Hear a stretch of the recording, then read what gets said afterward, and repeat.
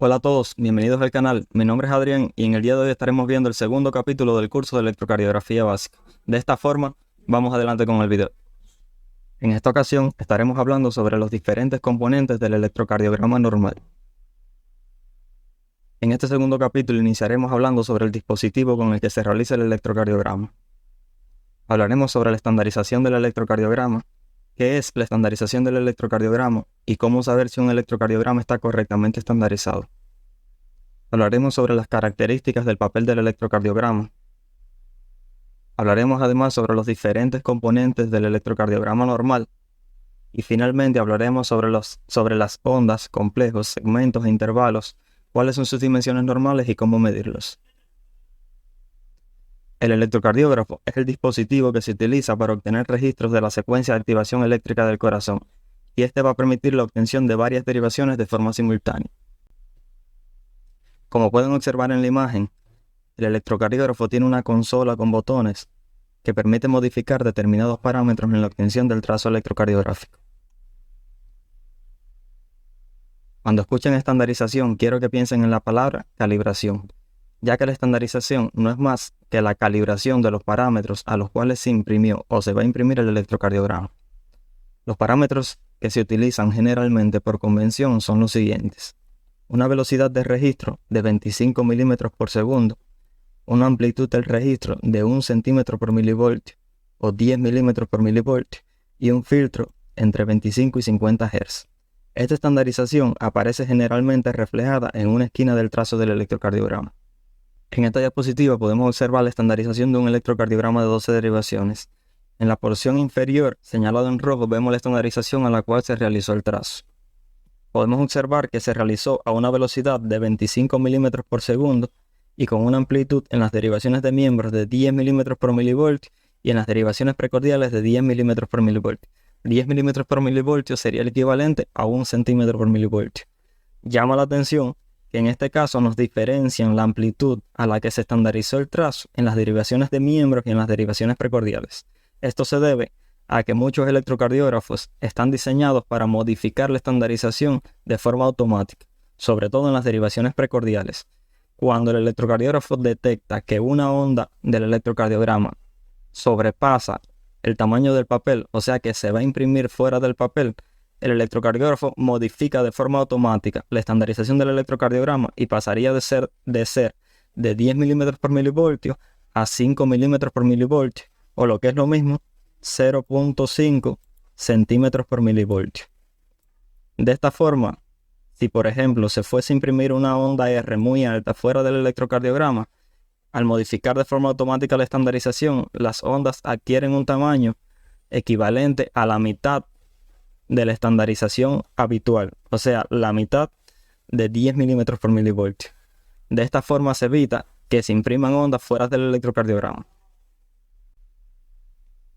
Por convención, como vimos, los electrocardiogramas se realizan habitualmente a una estandarización de 25 milímetros por segundo y 1 centímetro por milivoltio. Aunque estos parámetros pueden ser modificados de ser necesario, se debería modificar el voltaje a la mitad, o sea, a 0,5 centímetros por milivoltio, cuando los complejos son de mucha amplitud y se salen del papel del electrocardiograma, como vimos en el ejemplo anterior. Y se debería modificar al doble, o sea, a 2 centímetros por milivoltio, cuando los complejos sean de muy poca amplitud, como sucede en los casos de microvoltaje, independientemente de cuál sea la causa. De esta forma, también se puede modificar la velocidad de registro. O sea, la velocidad de registro se podría modificar a la mitad, a 12.5 milímetros por segundo, cuando la frecuencia cardíaca sea muy lenta. Y se podría modificar al doble, o sea, a 50 milímetros por segundo, cuando la frecuencia cardíaca es muy rápida y no permite observar de forma clara los distintos componentes del trazo. Es de vital importancia tener en cuenta que la modificación de la estandarización modifica a su vez la amplitud y duración de las ondas. De esta forma, no sería raro ver que se pasara por alto una hipertrofia ventricular izquierda en un paciente en el cual el electrocardiógrafo modificó de forma automática la amplitud de las derivaciones precordiales a 0.5 centímetros por milivoltio. Ahora pasaremos a ver las características del papel del electrocardiograma. El papel del electrocardiograma está cuadriculado de forma milimétrica, donde cada cuadrito de los más pequeños mide 1 milímetro. Si la estandarización a la que se realizó el electrocardiograma fue de 25 milímetros por segundo y 1 centímetro por milivoltio, cada cuadradito de 1 milímetro equivale a 0.04 segundos o 40 milisegundos. ¿De dónde sale este 0.04 segundos? Bueno, si vimos que la estandarización es 25 milímetros por segundo, quiere decir que cada 25 milímetros transcurre 1 segundo. Por tanto, si dividimos 1 segundo entre 25, nos va a dar la equivalencia en tiempo de un cuadradito pequeño de 1 milímetro. Y el resultado de esto es, como vemos, 0.04. De aquí es de donde sale estos 0.04 segundos. De igual forma, cada cuadradito pequeño de 1 milímetro mide 0.1 milivoltios. Si aplicamos el mismo método y dividimos 1 milivoltio entre 10, que sería el equivalente en milímetros a 1 centímetro, obtendríamos que 1 milivoltio entre 10 milímetros es 0.1. Y de aquí es de donde sale este 0.1 milivoltios. No necesitan ser expertos en matemática para entender esto, solamente se los explico para que entiendan de dónde sale, pero simplemente deben recordar que cada cuadradito de 1 milímetro tiene un valor en duración de 0.04 segundos y en amplitud de 0.1 milivoltios. En esta diapositiva podemos observar las características del papel del electrocardiograma.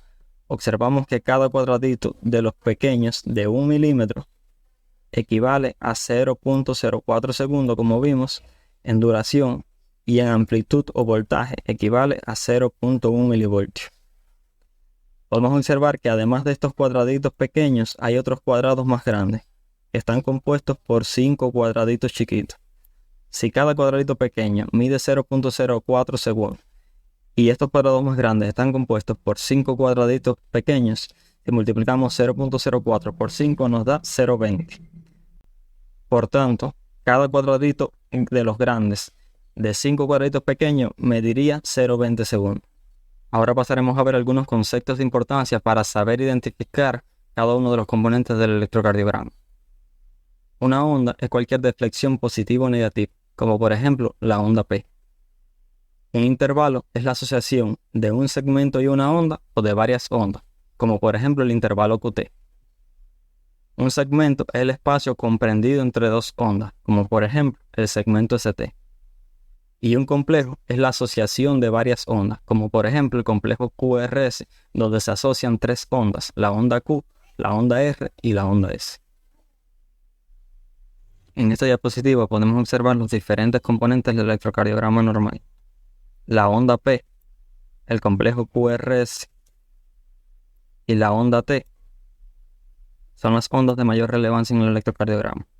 Por su parte, los segmentos de intervalos serían el segmento PR y el segmento ST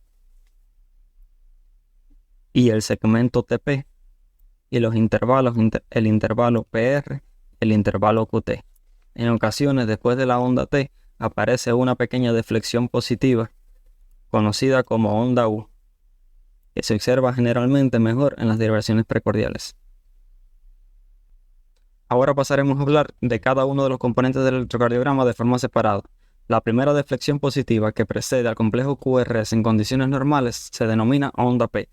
Esta onda P indica la despolarización de ambas aurículas. La primera porción indica la despolarización de la aurícula derecha y la segunda porción la despolarización de la aurícula izquierda. Esta onda P mide normalmente menos de 2.5 por 2.5 milímetros, por lo que es lo mismo menos de 0.10 segundos por 0.25 milivoltios. Es positiva en las derivaciones D1, D2, ABF y de W2V6, negativa en ABR y bifásica con un componente positivo inicial y negativo final en la derivación V1. La onda P normal se denomina onda P sinusal e indica que el impulso nace en el nodo sinusal, despolariza ambas aurículas en una secuencia y dirección normal y alcanza el mismo aurículo ventricular. El intervalo PR es el espacio comprendido desde el inicio de la onda P hasta el inicio del complejo QRS.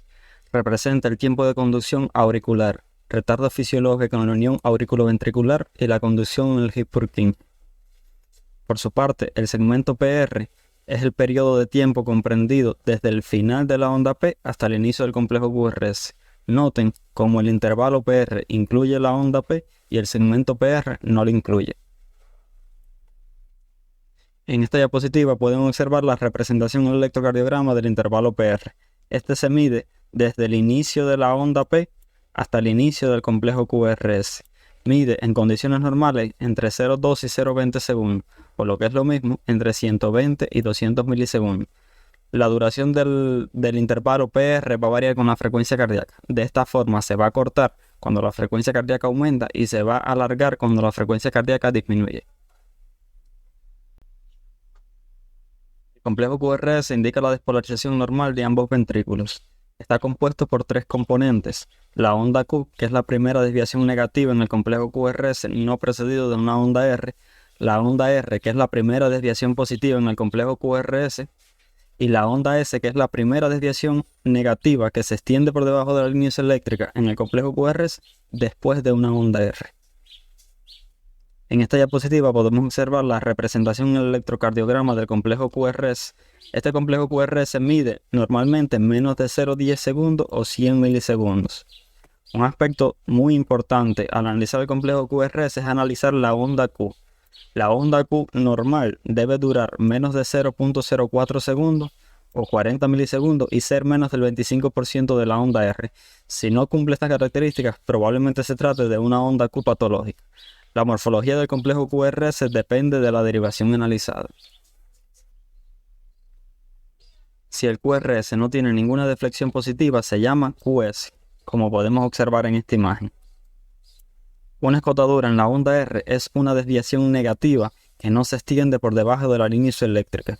Como podemos observar aquí, una onda R que tiene una desviación negativa, una deflexión negativa que no se extiende por debajo de la línea isoeléctrica. Y una escotadura en la onda S es una desviación positiva que no se extiende por encima de la línea isoeléctrica. Como pueden observar aquí, una onda S que tiene dos deflexiones positivas que no se extienden por encima de la línea isoeléctrica. Por tanto, son escotaduras. El segmento CT es el periodo de tiempo desde el final del complejo QRS hasta el inicio de la onda T. Representa la primera parte de la repolarización ventricular. El punto de unión entre el segmento ST y el complejo QRS se denomina punto J. Sería este punto de aquí donde se une el segmento ST con el complejo QRS. Mide normalmente menos de 0,20 segundos. Esto va a depender de la frecuencia cardíaca, pero generalmente no se mide. Su principal característica, y lo más importante, es la característica de ser isoeléctrico. Si existe un supradesnivel mayor a 1 milímetro, esto es patológico, aunque existen algunas excepciones en algunas derivaciones. Esto lo veremos con posterioridad. La onda T representa la repolarización ventricular. Como norma general podríamos decir que mide menos de 2/3 de la onda R, aunque esto tiene muchísimas excepciones. Su principal característica es la de ser asimétrica, con un componente inicial más lento y la misma polaridad del complejo QRS. Esto sí tiene mucha importancia, ya que si vemos una onda T que está negativa o invertida y que es simétrica, nos haría pensar en determinadas patologías como puede ser, por ejemplo, isquemia miocárdica. La onda U es una deflexión de baja amplitud que aparece inmediatamente después de la onda T, posiblemente debida a la repolarización ventricular tardía. La duración no se determina, lo importante es su amplitud o altura, que debe ser inferior a los 2 milímetros, y se observa mejor en las derivaciones precordiales. Esta generalmente tiene la misma polaridad de la onda T. El intervalo QT se mide desde el inicio del complejo QRS hasta el final de la onda T. Representa el tiempo desde el inicio de la despolarización ventricular hasta el final de la repolarización ventricular. Mide normalmente de 0,38 a 0,44. Depende de la frecuencia cardíaca, pero siempre se debe calcular el QT corregido en base a la frecuencia cardíaca del paciente. Se debe medir en una derivación con onda Q, como por ejemplo la derivación D2 o V5 o V6. La fórmula que se utiliza generalmente para corregir el intervalo QT es la fórmula de Bassett.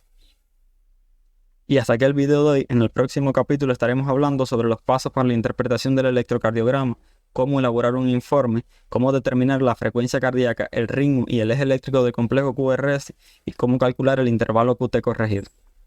Si te gustó el video, suscríbete, no te olvides de darle like. Si tienes alguna duda, déjalo en los comentarios. Si tienes algún tema sobre el que te gustaría que habláramos, igualmente déjalo en los comentarios y hasta un próximo video.